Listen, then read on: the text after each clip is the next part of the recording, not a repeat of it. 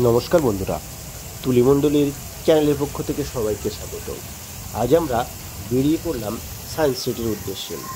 পূর্ব কলকাতার eastern metropolitan bypass ও JBS Haldane অ্যাভিনিউয়ের সংযোগস্থলে এটি অবস্থিত সায়েন্স সিটি।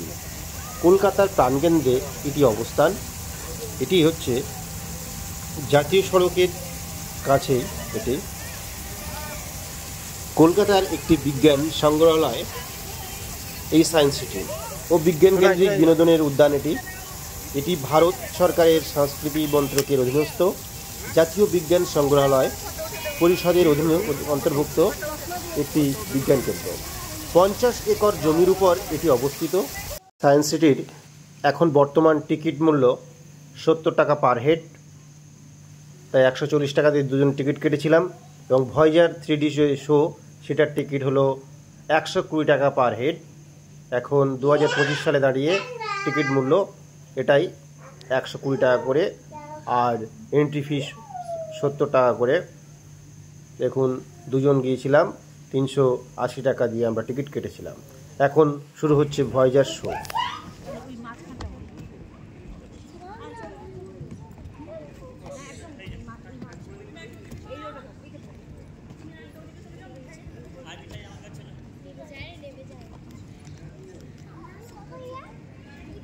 पर निकला और पृथ्वी को पीछे छोड़ते हुए जा पहुंचा हमारे निकटतम ग्रह शुक्र तक। अब तक कुल 10 मेरिनर यान मंगल, शुक्र और बुध की यात्रा पर जा चुके हैं। उन्होंने हमारे आसपास के ग्रहों की मैपिंग की। हमने उन्हें विस्तार पूर्वक देखा। हमें मौसम की जानकारी भी मिली। कुछ लोग निराश हुए जब मेरिनर्स को कोई राक्षसी एलियन या भिन्न ग्रही डायनासोर से भरा कोई उष्णकटिबंधीय जंगल नहीं मिला। लेकिन हमारी वैज्ञानिक भूख तेज हो गई थी। प्रोजेक्ट मेरिनर के बाद और भी आगे बढ़ गया एक नया महत्वाकांक्षी कार्यक्रम, वॉयेजर।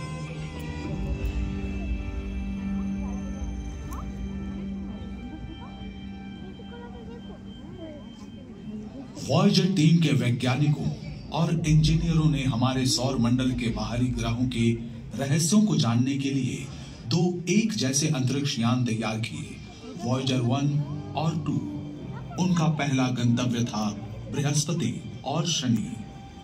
लेकिन ऐसे दूर के लक्ष्य कठिन चुनौतियां लेकर आए। आखिर कैसे वॉयेजर पृथ्वी से अरबों किलोमीटर दूर के गैस पिंडों को पार कर पाए? उनका साथ दिया किस्मत ने। पृथ्वी, बृहस्पति, शनि, यूरेनस और नेपच्यून सभी अनुकूल स्थिति में आ रहे थे। अगले 176 सालों तक वे फिर से उस सुविधाजनक सीधी रेखा में नहीं आएंगे। ये बिल्कुल सही समय था।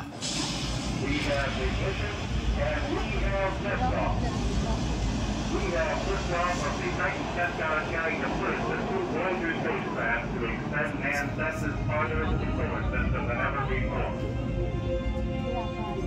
20 अगस्त सन 1977 वॉयेजर 2 को अमेरिका के फ्लोरिडा के केप कैनवरल से लॉन्च किया गया।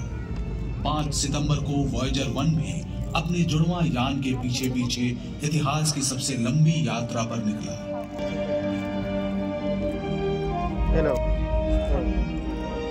लॉन्च के कुछ ही समय बाद लगभग 120 लाख किलोमीटर दूर एक सही जगह से वॉयेजर 1 ने एक ही फ्रेम में खींची चंद्रमा के साथ पृथ्वी की तस्वीर। पहली बार हमने देखा कि अंतरिक्ष की गहराई से हमारी धरती और उसका उपग्रह कितने छोटे दिखते हैं। लेकिन मुश्किल वातावरण और लंबी यात्रा के खतरे सामने आ रहे थे। वॉयेजर 2 ने धरती के सिग्नल्स का जवाब देना बंद कर दिया। वैज्ञानिक जानते थे कि यान कहां है, लेकिन कोई संपर्क न होने के कारण वे इसे नियंत्रित नहीं कर सके। उनका कीमती यान अंतरिक्ष के कबाड़ का छोटा हिस्सा बनकर रह गया। इसकी खोज का मिशन खत्म होने वाला था। लेकिन जो इंजीनियर वॉयेजर जैसा अंतरिक्ष यान बना सकते थे, वे 20 करोड़ किलोमीटर दूर से समस्या को हल भी कर सकते थे। उन्होंने पाया कि वॉयेजर 2 का रेडियो ठीक था, लेकिन इसको ट्यून करने की क्षमता सही नहीं थी। नासा की तकनीकी टीम को सही फ्रीक्वेंसी की फिर से गणना करनी पड़ी और वॉयेजर 2 के रिसीवर से मिलान करने के लिए पृथ्वी पर ट्रांसमीटर को फिर से ट्यून करना पड़ा। उन्हें हर बार संदेश भेजते समय ऐसा करना पड़ता था। आज भी कनेक्शन कभी कभी टूट जाता है, लेकिन वे हमेशा इसे ठीक कर लेते हैं।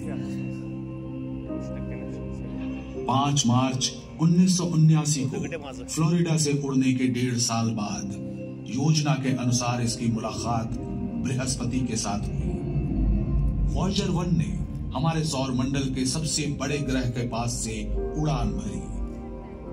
अंतरिक्ष यान के कैमरों ने विशालकाय गैस पिंड की तस्वीरें भेजी, जिसका नाम देवताओं के गुरु के नाम पर रखा गया था। लगभग 2 सदियों तक खगोलविद बृहस्पति के विशाल लाल धब्बे के बारे में सोचकर हैरान होते कि ये है क्या। इतने बड़े ग्रह के चेहरे पर ये सिर्फ एक छोटा दाग लग रहा था, लेकिन वो स्थान पृथ्वी के आकार का 3 गुना था। क्या ये एक विशाल पठार था, भिन्न ग्रहियों की कोई रचना, या उनका संकेत? वॉयेजर 1 और 2 ने पहेली को सुलझाने में मदद की। द ग्रेट रेड स्पॉट एक विशालकाय तूफान है। ये सौर मंडल में अब तक की सबसे बड़ी वायुमंडलीय हलचल है जो सदियों से हो रही है।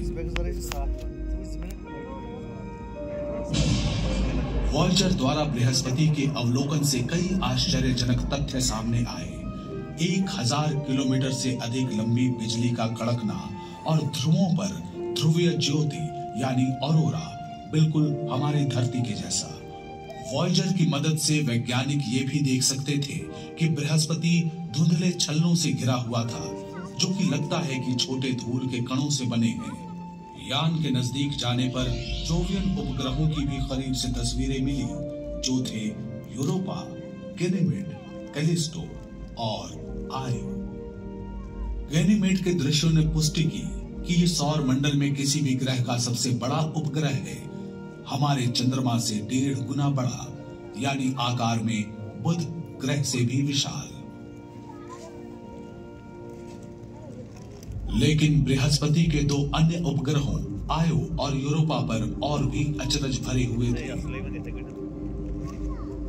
वैज्ञानिक सोचते थे कि सौर मंडल में केवल पृथ्वी पर ही सक्रिय ज्वालामुखी है। उनका मानना था कि अन्य किसी ग्रह और उपग्रह पर भूकंप नहीं होते।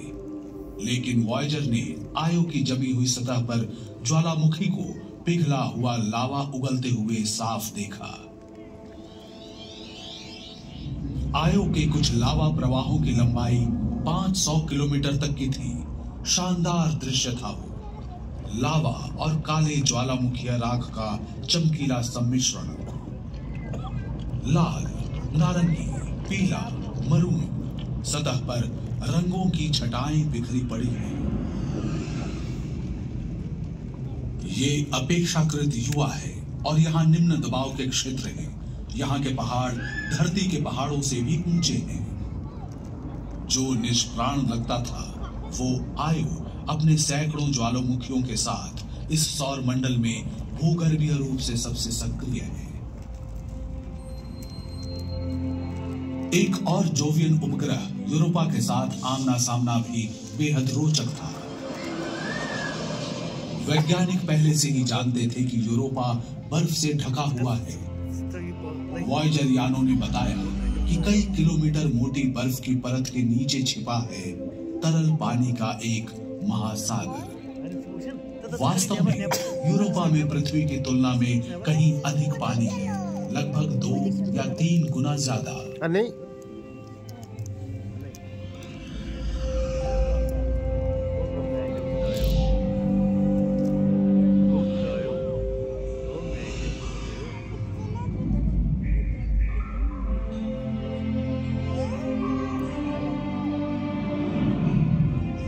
तरल जल से जीवन संभव होता है।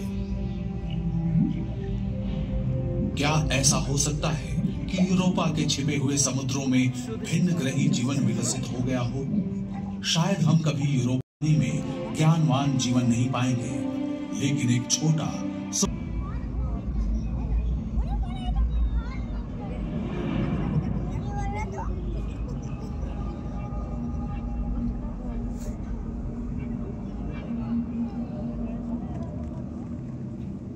वॉयेजर की यात्रा पथ में बृहस्पति अभी पहला ही ग्रह था। सौर मंडल के सभी बाहरी ग्रहों की सीधी रेखा में होने की दुर्लभ स्थिति, जिससे वॉयेजर्स की आगे की यात्रा सार्थक हो पाई। उनका अगला गंतव्य था रहस्यमय सुंदर ग्रह, जिसने सदियों से खगोलविदों को प्रेरित किया। ये अब केवल कुछ करोड़ किलोमीटर दूर था। इस दूरी को तय करने में 1 साल 8 महीने का समय लगा। नवंबर 1900 वैज्ञानिक देख सकते थे कि शनि के चारों ओर के विशालकाय वलय वास्तव में हजारों छोटे छल्ले थे। चमकते हुए सुंदर छल्ले ज्यादातर पानी से बने थे। विशाल ग्रह को घेरने वाले अरबों बर्फ के टुकड़े थे, छोटे कण से लेकर मुट्ठी के आकार के टुकड़े, कुछ एक घरों जितने बड़े भी थे। शनि के सबसे बड़े उपग्रह टाइटन पर वॉयेजर 1 ने एक सुंदर झील की खोज की।